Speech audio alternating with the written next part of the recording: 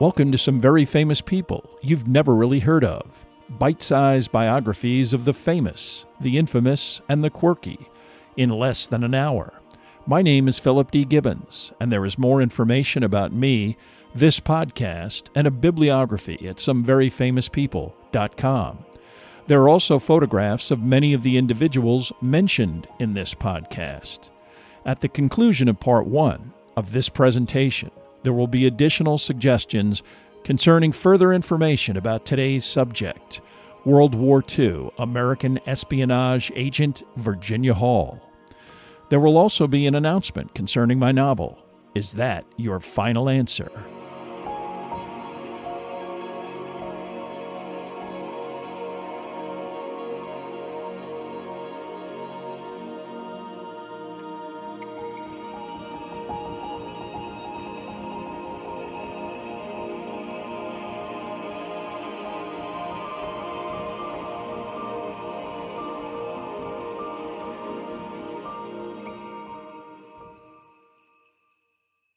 Now let's get started with our story about Virginia Hall. In November of 1942, the Allies commenced Operation Torch, a massive attack upon Vichy French positions in the North African colonies of Algeria and Morocco. This invasion was the initial offensive in the European theater, an attempt to gain a strategic position with an intent to lessen the influence of the pro-German Vichy French forces that occupied this northern African region.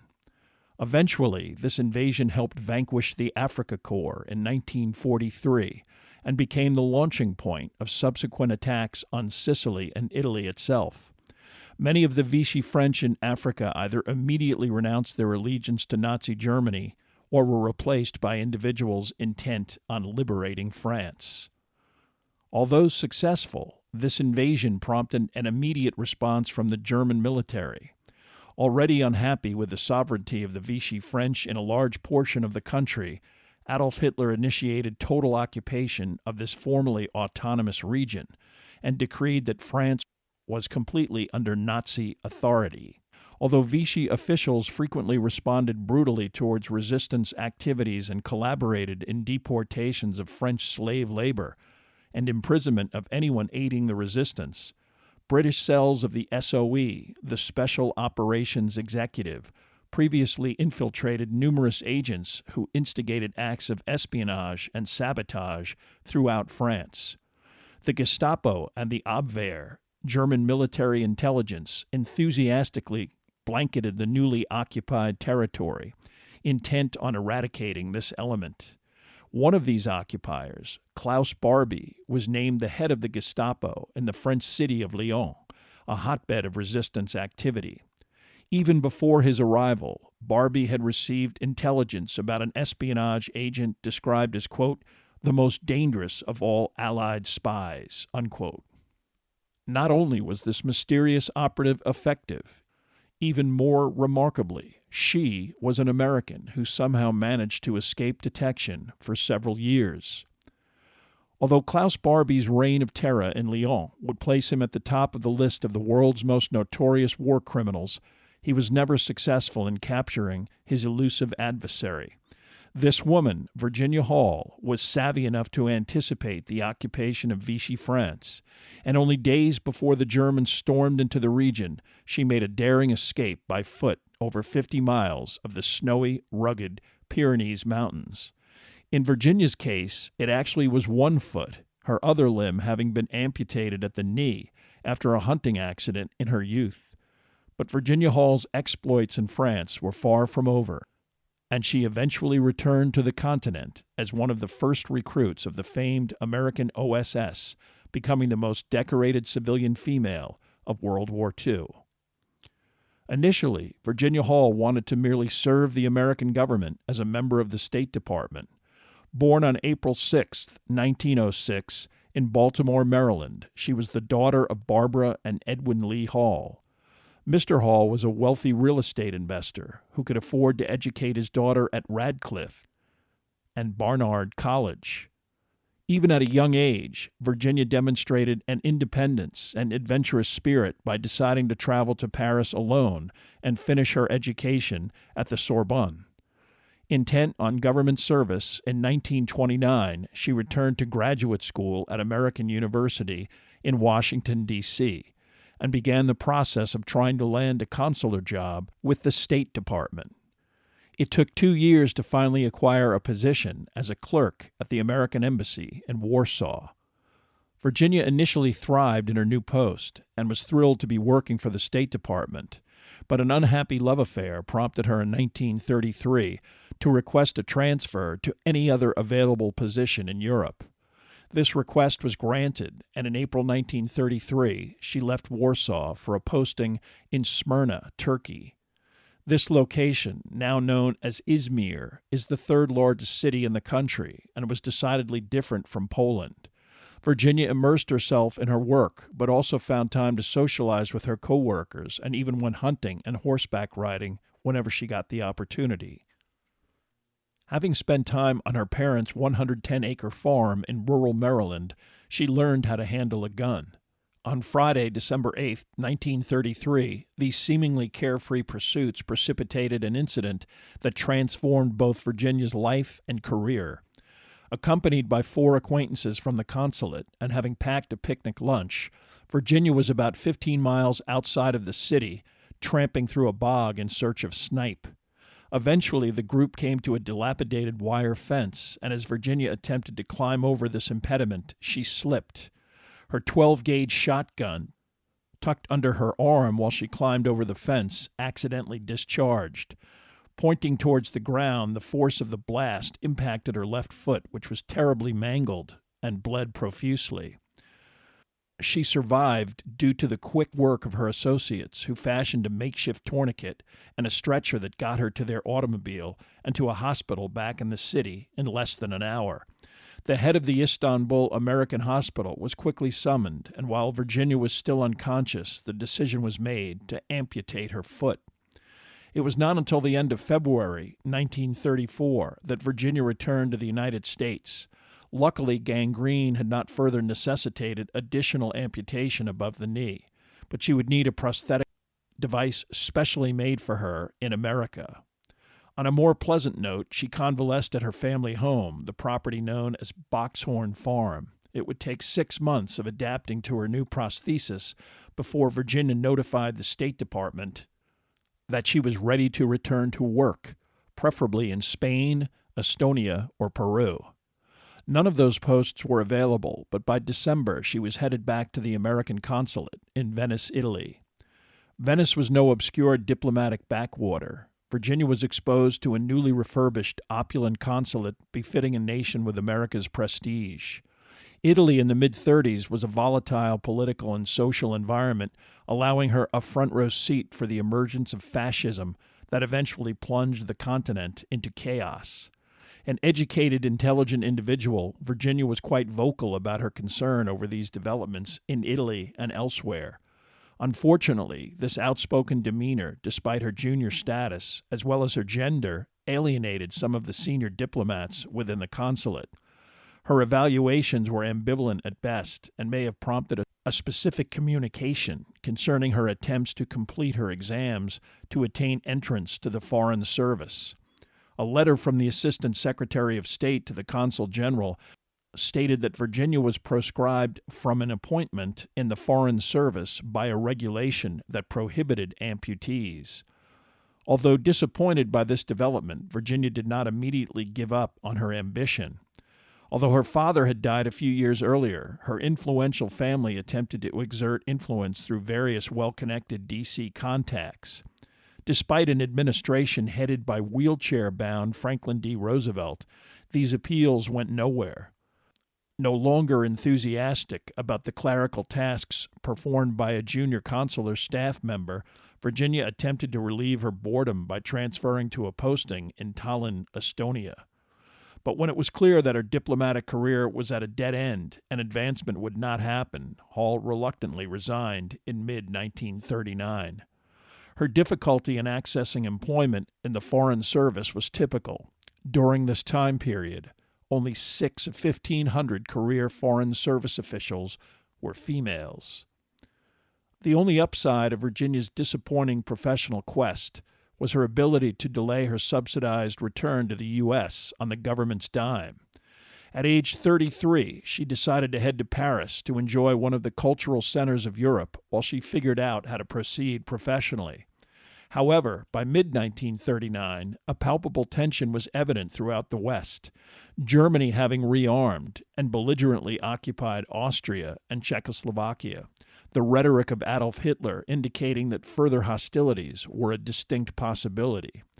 Still, the people of France, their border with Germany defended by the seemingly impregnable Maginot Line, found it hard to believe that the German government might wish to relive the slaughter of the First World War.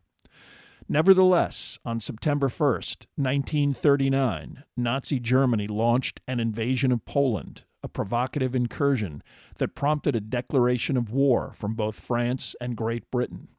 Typically, idealistic Virginia responded by enlisting in one of the entities that allowed female participation in a quasi-military support role.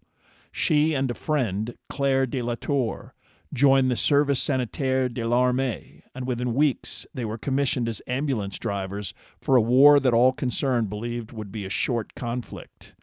The two women, like the rest of the French military effort, spent the winter of 1939 wondering what Hitler's next move might be. Assigned to the vicinity of the Maginot Line, both Virginia and Claire became involved in transporting numerous wounded from the vicinity as the intensity of combat increased in the early spring of 1940. Her ambulance was a glorified Citroën 2 Chevaux, barely large enough to contain a couple of stretcher-bound wounded. Initially, after the German blitzkrieg of Poland, Hitler hinted that he was satisfied with expanding Germany's eastern border and there was no need for further hostilities. But a change in the British government and an ancient French animosity toward any potential German advancement ensured that Nazi Germany would not get to officially regroup before its inevitable Western invasion. Despite the occasional skirmish that necessitated Virginia's involvement, German aggression was minimal until a late winter invasion of Denmark and Norway signaled continued German attacks. On May 10, 1940, Germany began a Western invasion that bypassed the French border and the Maginot Line and instead attempted a flanking maneuver through Belgium and the Netherlands. Unlike World War I, which consisted of trench warfare, stalemate, and futility, German panzers quickly subdued the Low Countries and overran a tactically outmaneuvered combined French and British defense. By June 14th, German troops were marching down the boulevards of Paris. Only a miraculous amphibious coastal withdrawal of British military and those wishing to continue the struggle and the geographic boundary of the English Channel prevented Germany from total victory. In a society as ancient as France, there were bound to be some bleak moments, and the country now veered into one of its darkest periods. While some of the French military fled to Great Britain and vowed to continue the fight under General Charles de Gaulle, the French government of Paul Reynaud resigned rather than deal with the hopeless military situation, replaced by the figurehead Philippe Pétain. Pétain was viewed as the country's savior during World War I, but at 83 years of age, he was nothing more than a German puppet. His first act upon assuming control of the French government was to request an armistice, which was officially signed on June 22, 1940. Germany occupied 60% of the country, including all territory bordering the Atlantic Ocean and the English Channel. Pétain was allowed to select the site of his administrative capital, and he settled on the small southern French tourist destination of Vichy. A political conservative, Pétain opposed what he considered the excesses of French Republican democracy. What was left of the French government voted to abolish the French Republic and grant Pétain virtually dictatorial powers. Like all elements of the French military, Virginia's ambulance unit was decommissioned. The stunningly brief conflict was also quite costly, with over 200,000 French casualties, and Virginia was continually transporting soldiers with harrowing injuries, many of whom did not survive. In the final days of the invasion, she and her fellow ambulance driver, Claire, were reduced to begging for food and fuel from civilians they encountered in their travels. With few other options, Virginia decided to stick with Claire and head to her family home in the vicinity of Toulouse, located in the Vichy sector. Unable to even acquire additional fuel for their vehicles, they were reduced to reaching Claire's house by bicycle and ultimately by the horse-drawn wagon of a farmer headed in the same direction. Filthy and exhausted, they made it to the small town of Cahors, to the butcher shop run by Claire's family who lived in an apartment above the business. The momentary opportunity to clean up and eat some home-cooked meals was replaced by the harsh reality of foreign occupation. Although the Germans allowed French police and administration to supervise matters within Vichy, it soon became clear that many in authority were also quite willing to collaborate and oppress their own countrymen. Anti-Semitism also contributed to the persecution of Jews and other refugees who poured into France, attempting to stay one step ahead of the Nazi invasion. One of Petain's ministers, Pierre Laval, exploited the general's incipient senility by filling the vacuum at the head of the Vichy government. Convinced that Nazi Germany would win World War II, Laval decided to ingratiate himself with the Nazis by constructing a harsh and repressive regime. French authorities conscripted French citizens by the millions for German slave labor and eventually cooperated with the roundup of Jews for transport to the death camps of Poland.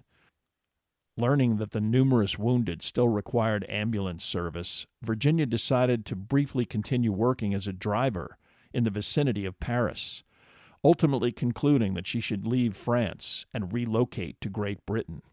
The Delatours, who were Jewish, were about to leave Cahors for the more remote countryside, and Virginia's first-hand observation of life under the Nazis hardened her determination to contribute to resisting this form of tyranny. As an American neutral, she also had the right to leave France, which she did, crossing the border into Spain, and then proceeding to Britain by ship. At the Spanish border, a friendly individual noticed her American passport and struck up a conversation. Virginia was wary, but this gentleman, named George Bellows, was persistent, ultimately giving her the name of a friend in London who he thought could help her professionally. He also suggested that she inform the American embassy of her presence and her recent experience in France. Based on his British accent, Virginia decided that he was probably a British agent of some kind, but she still pocketed the phone number of his London friend. When she arrived in Britain on September 1st, Virginia did report to the American embassy, but she was actually intent on nothing more than a low-level job to tide her over until she received official passage back to the States. What little communication she provided her mother clearly indicated that she already had experienced dangerous wartime situations, and she felt guilty about contributing to her sole surviving parents' anxiety about her future. The embassy did hire her as a clerk, but they declined her request for passage home, stating that she had missed the official deadline for a government-sponsored return. Out of desperation and unable to find any other way to get to the States, she decided to phone the contact recommended by George Bellows.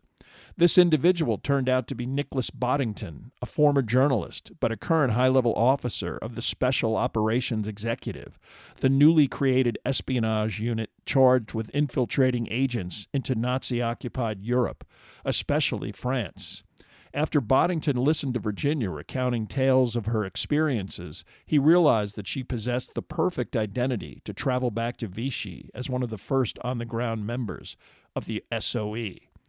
Her American citizenship allowed her both access and cover to move relatively freely within French territory. By April 1st, 1941, Virginia had once again resigned from the State Department and become a clandestine member of the SOE. Although its directors were ambitious, thus far they had failed to successfully infiltrate a single agent into Europe. But after receiving a visa from the American government and a journalistic cover from the New York Post, in September of 1941, Virginia Hall re-entered Vichy, France, not by parachute or a stealthy naval vessel, but by the perfectly legal access of a correspondent for one of America's oldest and largest newspapers.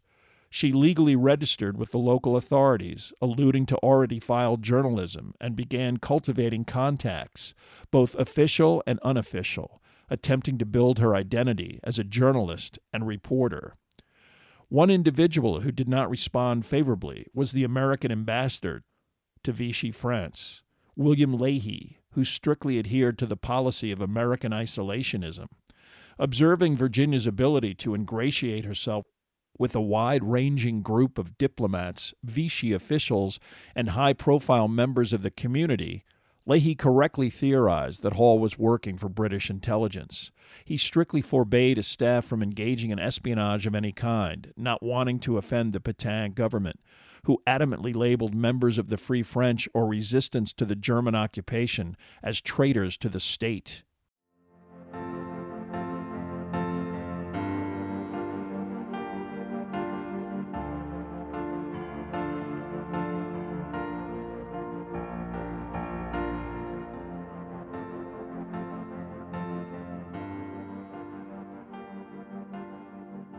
Hey, it's finally here. Is That Your Final Answer? The new novel by Philip D. Gibbons. A cross between Office Space and Sex and the City from a male perspective, Is That Your Final Answer? Is the hilarious and poignant account of one man's search for love and reason in a cold and irrational world. You can pre-order it at the Kindle store for $2.99. That's cheaper than a corporate cup of coffee, and with only half of the indigestion. Or you can buy the paperback at Amazon. Is That Your Final Answer? Get it today, and in the meantime, let's return to our story about Virginia Hall.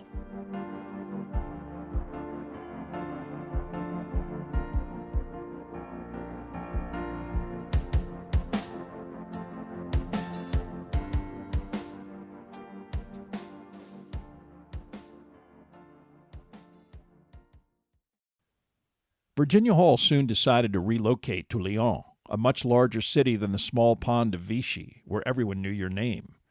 A solid hour away from the seat of the French government, she would also escape the scrutiny of the American ambassador. Lyon was more likely to provide contacts with French citizens opposed to both Vichy and the German occupation. The city was so crowded with refugees that Virginia briefly had to billet in a convent, a fortuitous occurrence, which provided her with under-the-radar interaction and valuable contacts, information, as well as an emergency refuge.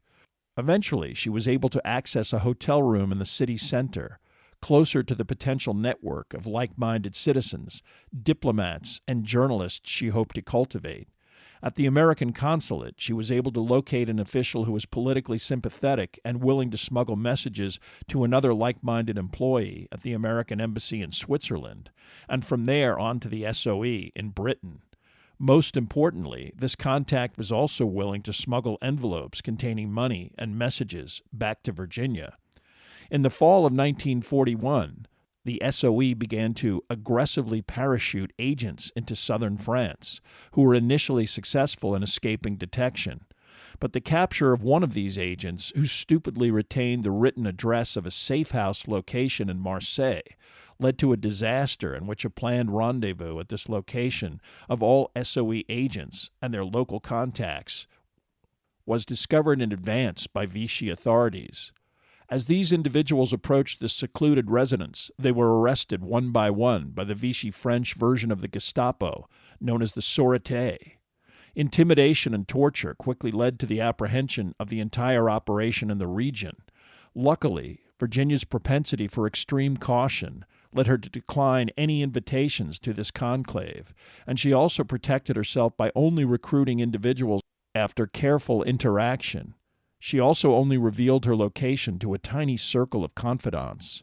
One of these was an operator of Lyon's most prominent brothel, Germaine Guérin, whose customers included high-level members of both the German military, Vichy government, and Lyon's municipal government. Germaine's modest-looking home concealed an interior stuffed with valuable artwork and tapestries and a fortune in gold coins. Despite her profession, Guérin was an ardent French patriot and courageous individual who was already aiding fugitives and Jews en route to Spain and providing a temporary safe house for those involved in the resistance. Many of Guérin's employees aided by passing on information gleaned from their customers who were plied with alcohol during their visits and eager to impress their female companions with vital intelligence. It was through Germaine that Virginia was introduced to several locals who also were aiding in smuggling any RAF pilots shot down in southern France to safety in Spain. After the roundup of most of the SOE operatives in Marseille, Virginia was virtually the only intelligence asset left in the country. She continued to construct a vast network of informants that even included members of the Vichy government and secret police. Despite her success, life in occupied France in December of 1941 was difficult. The winter weather, lack of comfortable transportation, clothing, and food making mere survival a daily chore. Even soap and hot water were luxuries.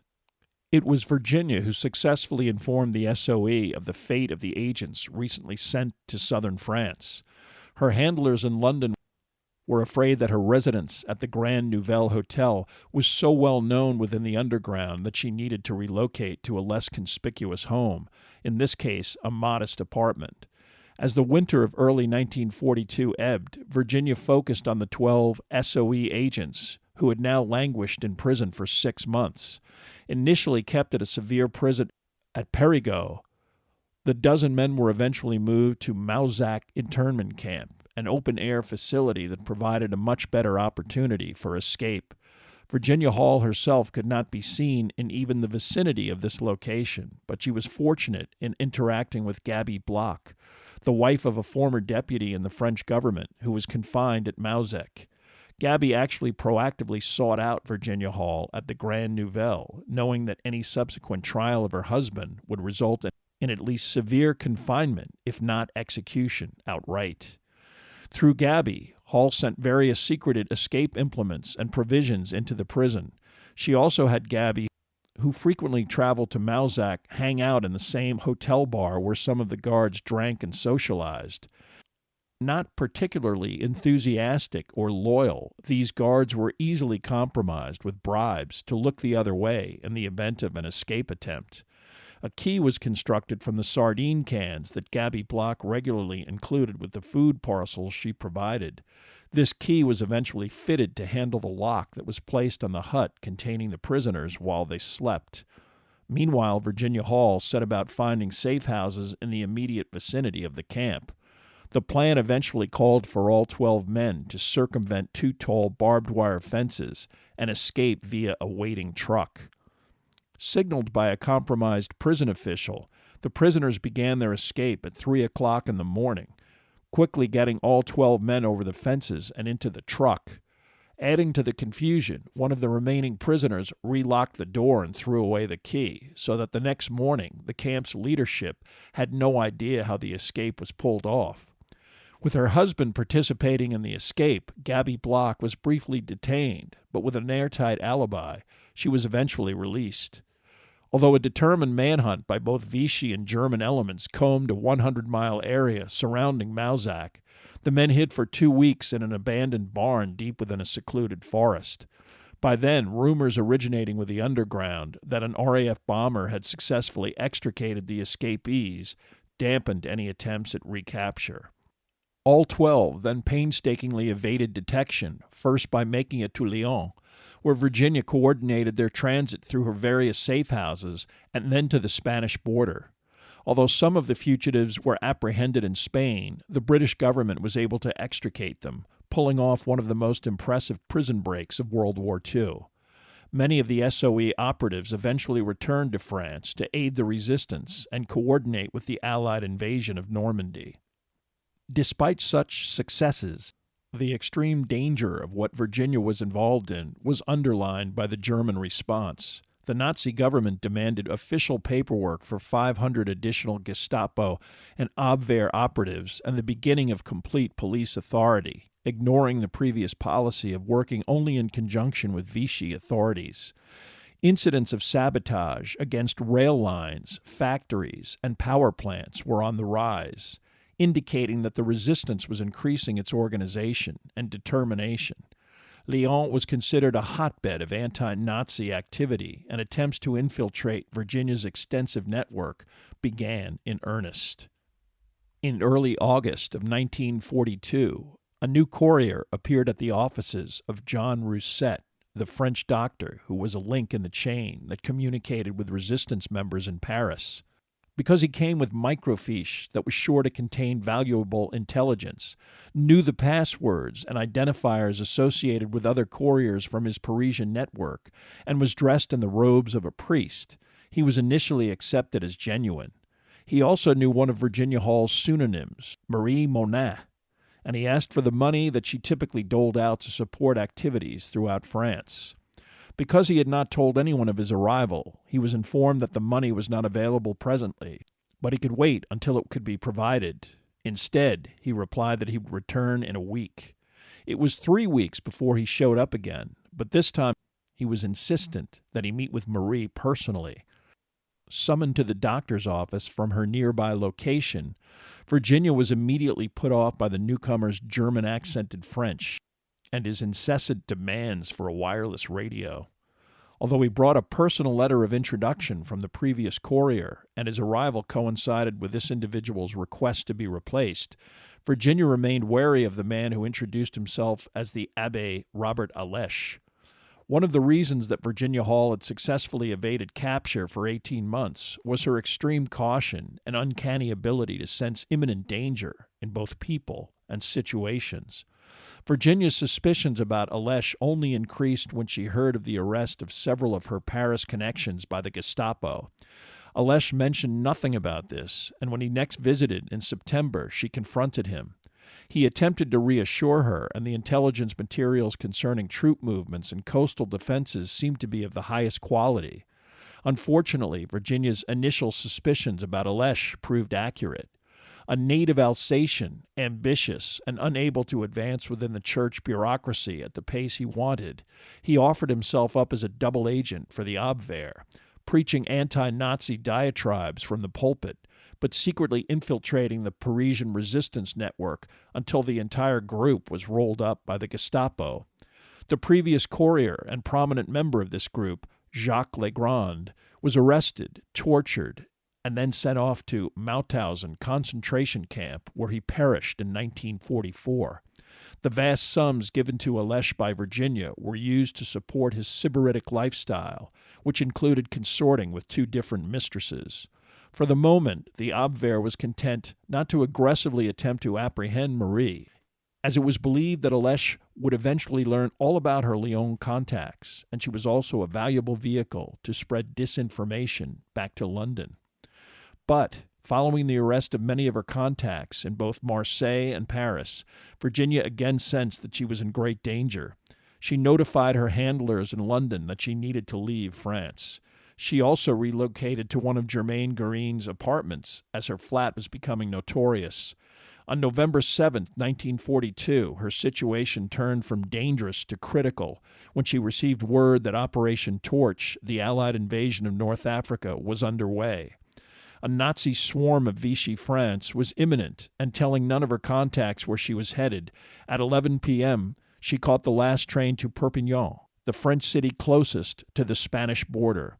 Undoubtedly disguised, she made it past checkpoints while changing trains in Marseille and arrived safely, intent on accessing some of the individuals who previously helped her smuggle fugitives over the Pyrenees. Only now they needed to guide her.